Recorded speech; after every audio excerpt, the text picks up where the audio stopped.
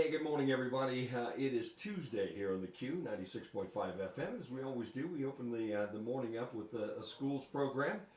Stay warm out there if you're out and about. Get another sweater, get your gloves, your hat, and all those kind of good things. Get nice and warm and toasty today because it's going to be chilly and then it's going to warm up. Today I'm really fortunate to have with me Megan Kimbell and Russ Davies, and they're both in here to talk to us a little bit about some construction work that's going to be going on and some fundraising they're in the middle of. Guys, great having both of you here. Thanks for having us. Thanks for having us. Yeah, I mean, how in the world of the entire committee that you've got? You guys obviously drew the short straw, and you had to come in here, right? Oh, no, Megan, we willingly jumped up and down. And said, no, we want this. Yeah. No better way to spend a Tuesday morning. There you go. Megan drew the entirely short straw, after Bill said, oh gosh, I'm not going to talk. She raised her hand and said, Russ needs a friend. Yeah. I will be there. Please, please. Yes.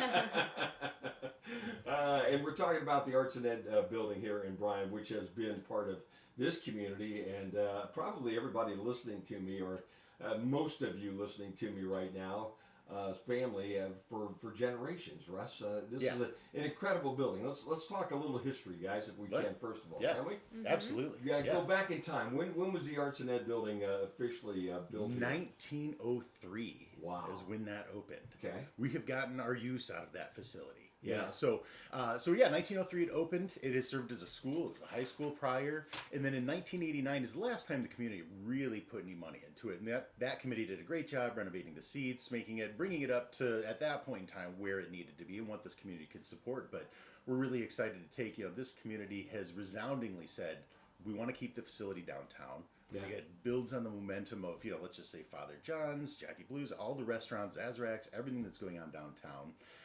To keep this here versus the likely other scenario would be moving out to the school campus, which would have been beautiful. Sure. But to keep it downtown, keep the school presence downtown, means a lot to this community, and that's what the community wanted. We heard it loud and clear. So that took place about a year and a half ago, and since then we've just been on a mission to find the right plan, for the facility, for the community, for the space, and we think we found it. Yeah, it's incredible what you guys got started.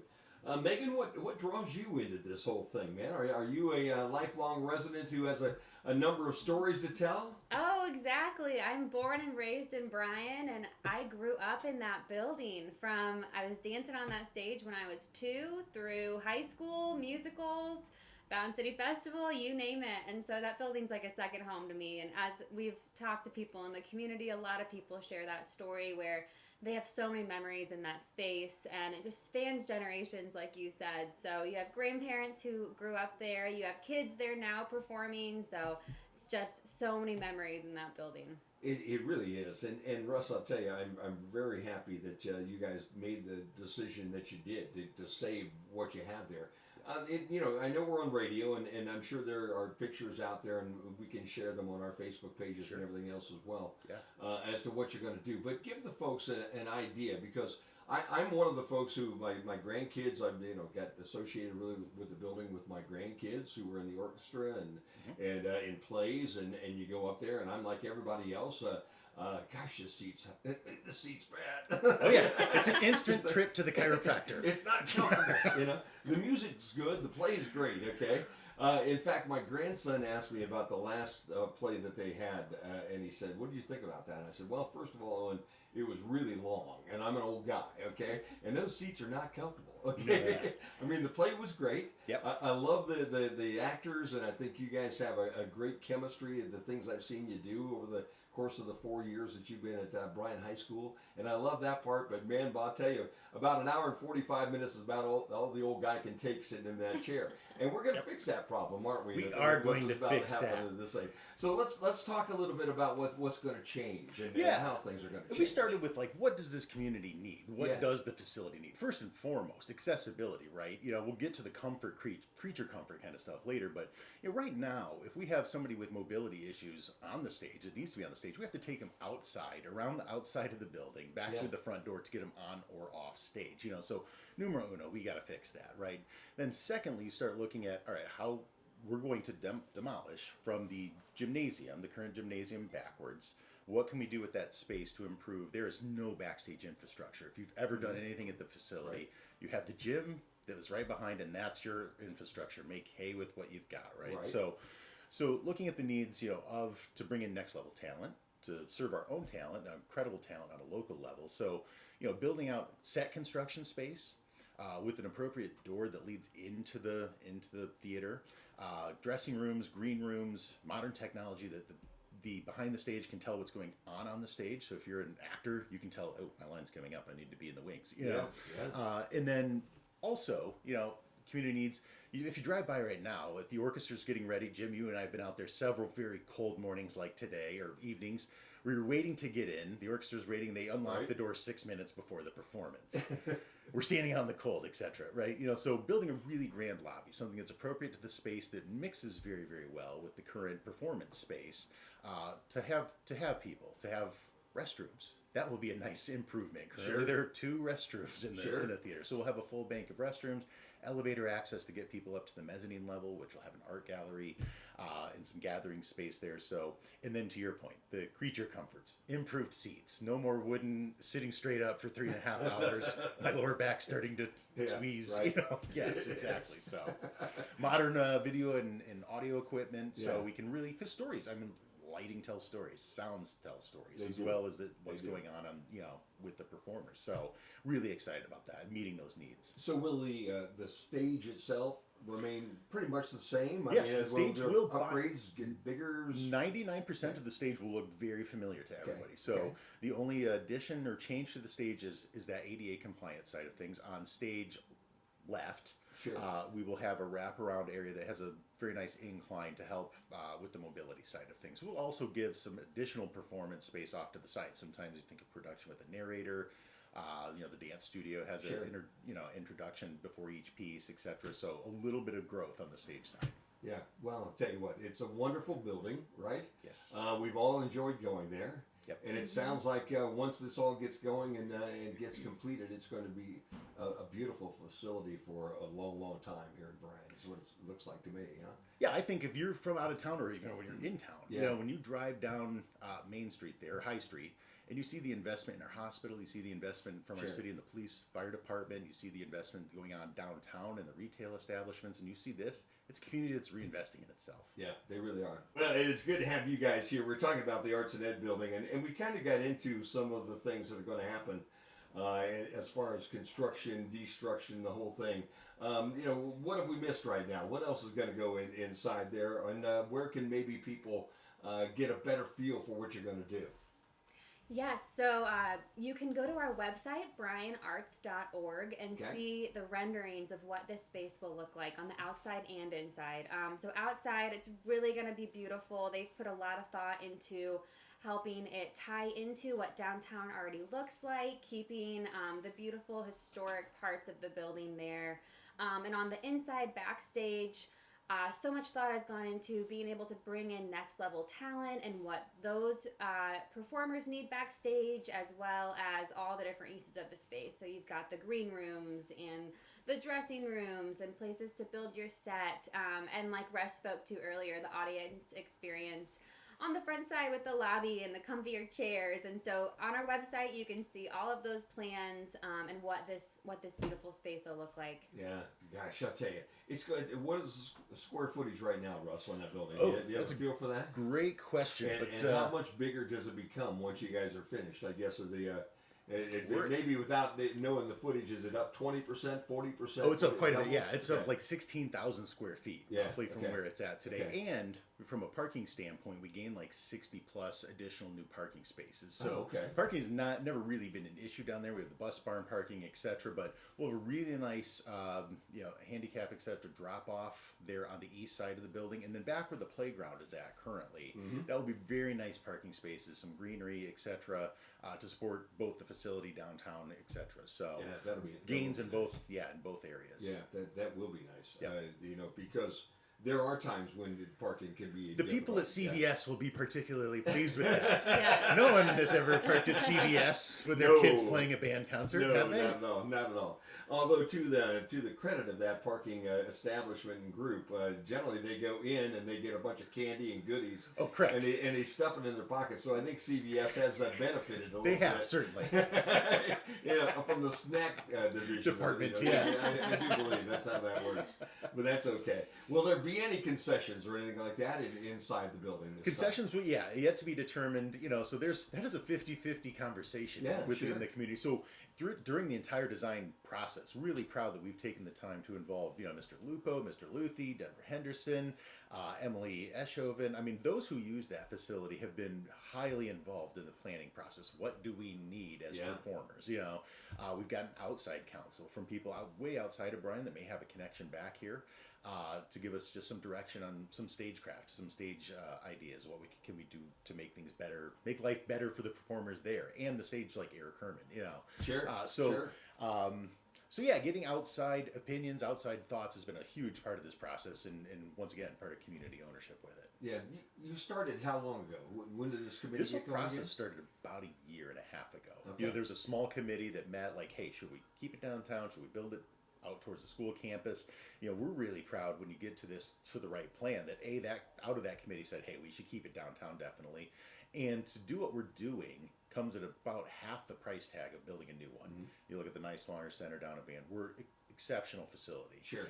All brand new, state of the art, desirable, right? Yes. But beautiful. To preserve the aesthetic of what you'll never get back what we have currently with our auditorium space. To take that and add the new nice stuff to just support the rest of the facility is a win-win combo. It's a good plan. I think it's a great plan, and I expected that you were going to say that the brand new one. No, that brand new building costs are very expensive, and you've got at least half of that structure already sitting there with at least the bones that you need to do what you're about to do. Absolutely. And that all costs money to recreate that too. There's no doubt about that. All right, let's talk money, okay? Moolah. Because I'm sure this is not free, right? Everybody that comes in and starts to build, if you build it, it will cost. Yes. No doubt. Field of dreams. Yes, it is. Exactly. No doubt. So it comes with a price tag of about $6.2 million. Okay. So once again, like we said, about half that, and the community has been just overwhelmingly supportive. I am incredibly proud to say we've reached 90% of that 6.2 as of 6 weeks in of the fundraising process. Okay. And Megan, do you want to talk a little bit about how those pledges can be made over the? Certainly. So again, if you visit our website, bryanarts.org, there's an online donation option. And everything runs through the Bryan Area Foundation. So we can make a pledge to the Bryan Area Foundation. You can pay it over 3 years if you'd like. There's lots of different ways to make it happen, but every gift is appreciated. If it's a $10 gift or a larger gift of any size, it all helps, and it's all helping us get to that final amount. So we're almost there. Yeah. So on our website, like Megan said, you can make an online donation through that platform. We also collect just good old-fashioned cash or checks, right? Sure. The most important thing is that 3-year pledge period. Every gift is important. We're in that final 10% standpoint where every $25 gift, that is important to us. $100, that is important to us. $1,000, whatever you and your family can do, we need your help. And it's important. I mean, that you feel participation. You're going to see Megan will see her son play there on that stage someday. Sure. Just think about the impact that the facility brings to you and the joy. The auditorium it's a special place, I think, to everyone. It's a few minutes where you put your phones down, you connect with your neighbor, you chit chat before the production starts, maybe during intermission, maybe afterwards. Yes. You're focused, and communities need those kind of spaces. So the support directly helps with that. Now, what happens, and I know you're going to get there, okay, I have the utmost confidence, but if we're at 97%, okay, and we're stalling out those last days, okay, are we still pulling the trigger on construction and those types of things? I mean, it's not going to be, okay, well, we can't do it, man. We're close, but no cigar here. Right. We need everybody's help to make sure that doesn't happen, but we are at a point where we're confident enough to pull the trigger on moving forward with construction. So we have every belief that this community will come up with that last little bit to help us cross the finish line. Yeah, no doubt. All right, Megan Kimbell, Russ Davies with me right now. Back into some classic hits, paying some bills, doing all those kind of good things that we need to do around here to keep Susie very happy with us, because happy Susie is a happy Jim and a happy Q 96.5 FM. Yes, I think there are old wise sayings have been written on Sanskrit on the cave walls. Okay, that say keep Susie happy. This is Aerosmith on the Q 96.5 FM. REM on the Q 96.5 FM. Russ Davies and Megan Kimbell with me right now, and we're talking Arts and Ed building and the upgrades we're going to see to the building here over the course of the next couple of years. Russ, when we get this thing going, and because I know you're going to raise the money and everything's going to happen well, how long does it take from start to finish with this whole process? Great question. It's all kind of tentative. So, like I said earlier, I think I said it earlier, demolition we expect demolition to start maybe February or March of 2026. And because we sit where we sit in terms of fundraising, we anticipate the construction process to be not far behind that, starting in summer of 2026. So we are anticipating right now about an 18-month construction cycle. So we've done an incredible job. We've done as best as we could and just formed partnerships with everybody who uses the facility. There's like 40 groups that use this facility on an annual basis, both small and large, right? You know, from our YMCA up to the Fountain City Festival, to Emily's, the couple dance studios that work with the facility. So early communication, clear communication, constant communication. Just keep telling them, here's what our expectations are, because we understand they have to book alternate venues during this period of time while we're down to continue to do what they do. So, like I said, so I'm thinking 18 months is what we should expect. So roughly towards the tail end of 27, early 28 is when the facility will be complete and ready to welcome the public back in. Wow. What are groups doing nowadays? Where are they going? Because there's not that many rooms that size around Northwest Ohio. Our arts community is who uses the facility, and they're most creative, right? I mean, so there's a multitude of different places. I know some of the dance studios are using local churches, even extending out maybe to Archbold, etc. So the surrounding communities have been great support to help these productions. They're important. People need them. People need self-expression. The performers and parents want to see this. Grandparents want to see it, right? So a multitude of different places, from the amphitheater in the park is a great opportunity for summer productions. So just all kind of scattering to different places, but excited ultimately to come back home. Yeah. I'll tell you what. Megan, how did you get involved? I mean, what got you to put your hand up in the air? Because whenever Russ and Bill and those kind of people come, asking, knocking on your door, it's not like we're going to do it for an hour on Saturday, okay? Right, Russ? It's like so we need your DNA and sign here. It's hard to say no to Russ and Bill, but as soon as I heard about this project, I knew that I wanted to help make it a reality. It is just so exciting for our community, and I'm thrilled. I couldn't say no. I knew I wanted to see this project through, and we've got a great group of people helping it all happen, along with the entire community. So I'm thrilled. I think the commitment's worth the sacrifice, Jim. Both from committee members who said, yes, this is the right plan, we want to be part of this, to those who have given to the program, right? We've talked about it earlier. I mean, like Megan shared her story about dancing on that stage at 2 years old. We've had people who've played piano in that facility. We've had I've been out on a donor presentation, and the donor very kindly, after they gave, said, I attribute a lot of my success in business to that facility. It was the theater is what gave me the confidence to go out and talk in front of a group of people, to learn how to make them laugh, to learn how to communicate with others. So going back to that idea that it's really hard if you were a Bryan City student at some point in time in the last 100 years, if you almost that stage played some role in your life in some way, shape, or form, and just ask people to think back to that. Help us support it. Help us make that facility stronger and better.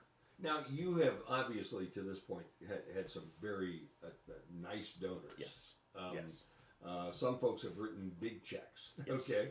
Yes. Can we talk about some of those right now, or is this something that they don't want to talk about? No, I don't know that they don't want to talk about it. I think it's important that our corporate community, as well as our philanthropic, the Bryan Area Foundation is more than welcome to talk about it. They helped us with a gift of $750,000. Sure. That is the largest gift the Bryan Area Foundation has given, and just an incredible sacrifice on their behalf. So we're excited that corporate community, the nonprofit community, has stepped up in a big way to make this happen for us. Yeah. Megan, I'm about to throw Russ out of here. You can stay if you want, though, okay? Perfect. I'll hang out all day. But before I get to both of you, because I know you have a lot of things going on today, if somebody's listened the last hour and they think, man, I need to support, or I need more information, or I want to see pictures, whatever it might be. Again, how do they find those things? Yes, please visit our website, bryanarts.org, and there you can see videos of what this new space will look like, along with photos and an online donation option as well, and just a place to learn more and stay up to date about as this project evolves. Wonderful. I'll tell you what, it's been fun. An hour goes like that, right? Is that what Russ told you when you came in here? Time flies when you're having fun. There you go. That's exactly what it is, man. Megan Kimbell and Russ Davies. Guys, thank you for all of the work that you guys have done. You're welcome. It is going to be a wonderful facility. I look forward to the day where we can sit down and enjoy that wonderful hall again with some comfy seats. Then at that point in time, I can say, go ahead. 3-hour production, go for it. Okay. Yes. But right now, man, keep it to an hour and 45. Will you? Huh? And with that, we're going back into classic hits where everything is about 145 to 345. How about some Rick Springfield to get us back in to music here on the Q? Russ and Megan, thank you for your time. Thank you. Thanks, Jim. Thanks for having us.